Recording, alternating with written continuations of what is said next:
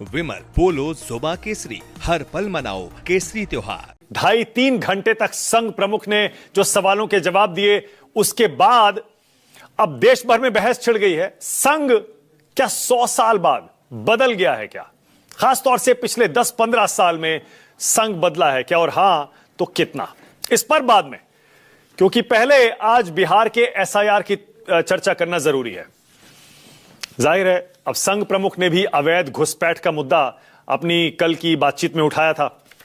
आज बिहार की एसआईआर प्रक्रिया से अपडेट यह आई है कि करीब 3 लाख ऐसे वोटर एसआईआर की इस कार्रवाई में पकड़े गए हैं जो कि संदिग्ध नजर आते हैं। 3 लाख। अब इलेक्शन कमीशन के जो सोर्सेज हैं, चुनाव आयोग के सूत्र, वो ये बताते हैं कि ये सारे के सारे घुसपैठिए हो सकते हैं, विदेशी नागरिक हो सकते हैं। अब 3 लाख मतदाताओं को नोटिस जारी कर दिया गया है। एसडीएम की रिपोर्ट जाहिर है, उसके आधार पर यह नोटिस दिया गया है।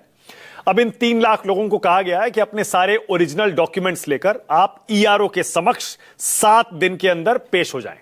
लेकिन चुनाव आयोग के सूत्र यह भी बता रहे हैं कि किसी का भी नाम ऐसे काटा नहीं जाएगा। इन 3 लाख लोगों में से सबको सुनवाई का पूरा मौका दिया जाएगा, अपना पक्ष रखने का मौका दिया जाएगा, और उसके बाद एक स्पीकिंग ऑर्डर पास किया जाएगा। यानी बाकायदा लिखित में आदेश दिया जाएगा कि इन लोगों का नाम अगर फाइनल लिस्ट से काटा जाएगा तो क्यों। वैसे यह भी आपको बता दूं, ये जो 3 लाख संदिग्ध वोटर एसआईआर की प्रक्रिया में पकड़े गए हैं, इनकी जानकारी इलेक्शन कमीशन के सूत्र बता रहे हैं कि बीएलओ और सरकारी एजेंसियों से जो मिली थी जानकारी, उसके आधार पर यह 3 लाख लोगों की पहचान की गई है। अब इनके दस्तावेजों में कमियां पाई गई हैं या फिर कुछ और भी कारण है। क्या क्या कारण है यह भी आपको बता देता हूं। वैसे उससे पहले यह भी बता दूं, ये जो 3 लाख मतदाता संदिग्ध पाए गए हैं, ये ज्यादातर पूर्णिया, चंपारण, अररिया के हैं, किशनगंज भी इसमें है। और अब इलेक्शन कमीशन के सूत्र ये बता रहे हैं कि ये बांग्लादेश, नेपाल और म्यांमार के हो सकते हैं। किन किन लोगों को नोटिस दिया गया है, जरा ये भी देख लीजिए। इलेक्शन कमीशन अब तक तो यही कह रहा था कि 99% से ज्यादा लोगों के दस्तावेज आ चुके हैं, यानी दस्तावेज 99-99.5% के आसपास लोगों ने सबमिट कर दिए। लेकिन अब नोटिस जिन लोगों को दिया गया है, उनमें 3 तरह के लोग हैं। एक, जिन्होंने या तो कागज अपने सबमिट अभी तक किए ही नहीं है, दूसरा जिन्होंने गलत कागज दिए हैं, और तीसरा वो जिनकी एलिजिबिलिटी पर, योग्यता पर या नागरिकता पर शक है। इस तरह के लोगों को ये नोटिस दिए गए हैं। अब ये नोटिस में क्या लिखा है, जरा ये भी बता दूं आपको। इलेक्शन कमीशन ने जिन 3 लाख लोगों को नोटिस दिया, उनमें लिखा है ऊपर जो जरूरी चीजें हैं वो लिखने के बाद, लेकिन आपके द्वारा प्रस्तुत दस्तावेजों के सत्यापन के दौरान ऐसा प्रतीत होता है कि आपके द्वारा प्रस्तुत दस्तावेजों में विसंगतियां हैं, जिससे इस विधानसभा क्षेत्र में मतदाता के रूप में पंजीकृत होने के आपके अधिकार पर यथोचित संदेह उत्पन्न होता है। अब 7 दिन के अंदर इन 3 लाख लोगों को ईआरओ के सामने अपने ओरिजिनल कागज लेकर जाना होगा और अपना पक्ष रखना होगा। उसके बाद ईआरओ फैसला लेगा। कौन कौन से जिले के ये 3 लाख वोटर हैं, ये जरा जिले भी देख लीजिए एक बार। किशनगंज है, पूर्णिया है, पश्चिमी चंपारण है, पूर्वी चंपारण है, अररिया, सहरसा, मधुबनी और सुपौल। ये हैं 8 जिले जहां से ज्यादातर ये 3 लाख लोग आते हैं। अब इस बीच आरजेडी सुप्रीम कोर्ट पहुंच गई है। आरजेडी की तरफ से सुप्रीम कोर्ट में एक अर्जेंट पिटीशन दायर किया गया है और उसमें मांग की गई है कि जो 1 सितंबर तक की तारीख या डेडलाइन चुनाव आयोग ने दे रखी है दावे आपत्ति देने की, उसको बढ़ा दिया जाए। दावे और आपत्ति जो एसआईआर की प्रक्रिया के तहत देने की तारीख है वो है 1 सितंबर। हालांकि पिछली सुनवाइयों में भी विपक्षी दल ये मांग कर चुके हैं कि इस तारीख को आगे बढ़ा दिया जाए, लेकिन अब आरजेडी की तरफ से जो पिटीशन, अर्जेंट पिटीशन दाखिल की गई है, उसमें कहा गया है कि 22 अगस्त को सुप्रीम कोर्ट में जो सुनवाई हुई थी, उससे पहले 80,000 दावे आए थे। लेकिन सुप्रीम कोर्ट की 22 अगस्त की सुनवाई के बाद 95,000 दावे आ गए। और सुप्रीम कोर्ट ने कहा भी था अपनी पिछली सुनवाई में, जब यह मांग की गई कि डेडलाइन को बढ़ा दिया जाए, सुप्रीम कोर्ट ने कहा था कि अभी चलने दीजिए, लेकिन अगर हमें लगा कि बहुत सारे दावे हमारे ऑर्डर के बाद आ गए हैं तो हम इस तारीख को बढ़ाने पर विचार कर सकते हैं। और अब उसी के तहत आरजेडी पहुंच गई है सुप्रीम कोर्ट। 1 सितंबर को इसमें सुनवाई भी होगी। इधर पटना की सड़कों पर आज जबरदस्त संग्राम देखने को मिला। बीजेपी और कांग्रेस के कार्यकर्ताओं में खूब लाठी डंडे चले हैं। जरा वीडियो खुद देखिए आप, ये देखिए जरा। दरअसल दरभंगा में वोटर अधिकार यात्रा जो चल रही है राहुल गांधी और तेजस्वी यादव की, उस यात्रा के दौरान एक कांग्रेस नेता के मंच से प्रधानमंत्री को गाली देने का वीडियो वायरल हुआ। उसके बाद मोहम्मद रिजवी उर्फ राजा नाम का एक कार्यकर्ता गिरफ्तार भी हुआ, जिस पर अलग अलग दावे किए जा रहे हैं।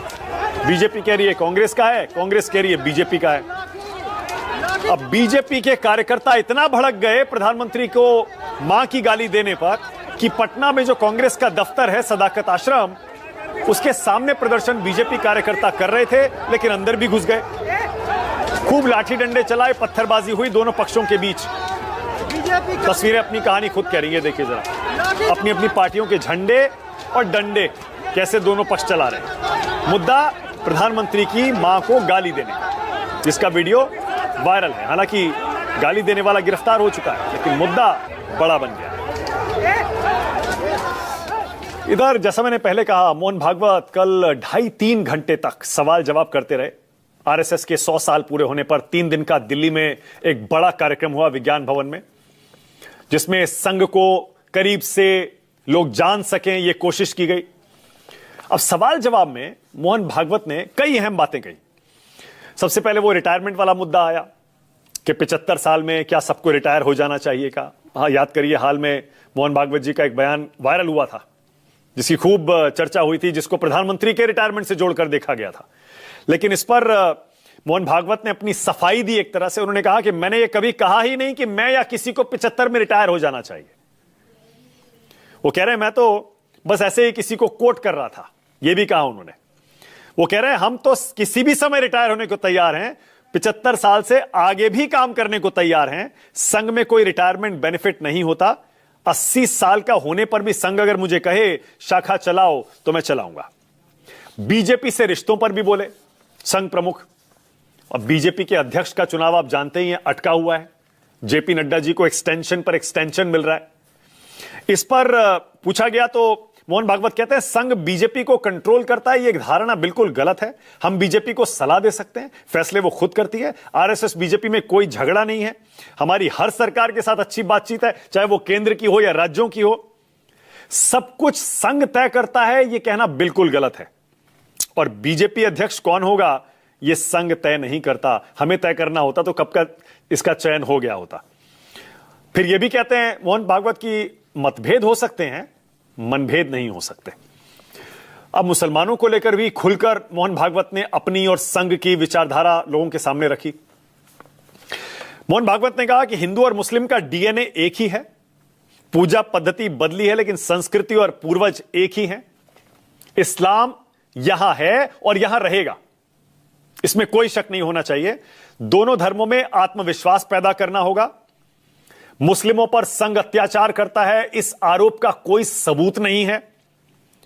अखंड भारत राजनीतिक ना होकर एक सांस्कृतिक सत्य भी है। एक दिन लोग समझेंगे और समाज खुद इस दिशा में आगे बढ़ेगा। ये कल से ये मोहन भागवत का बयान सब जगह वायरल है, लेकिन इसकी बड़ी बड़ी बातें मैंने आपको बता दी। चलिए डिबेट शुरू करते हैं राष्ट्र की बात में। अब आज का सवाल आपकी स्क्रीन पर आ रहा है। आज का मेरा पहला सवाल यही है, एसआईआर में क्या वाकई 3 लाख फर्जी?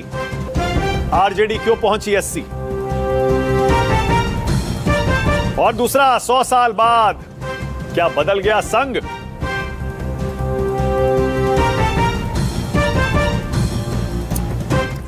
आज राष्ट्र की बात में मेरे साथ बीजेपी से तोहिन सिन्हा, कांग्रेस से रागिनी नायक, आरएसएस के विचारक राकेश सिन्हा, पूर्व राज्यसभा सदस्य हैं आनंद दुबे, शिवसेना उद्धव ठाकरे गुट से, और मेरे साथ नवल किशोर भी आ गए, जो कि अभी अभी आरजेडी के छात्र प्रकोष्ठ के राष्ट्रीय अध्यक्ष चुने गए। अच्छा। स्वागत सभी का, मुबारक नवल आपको भी।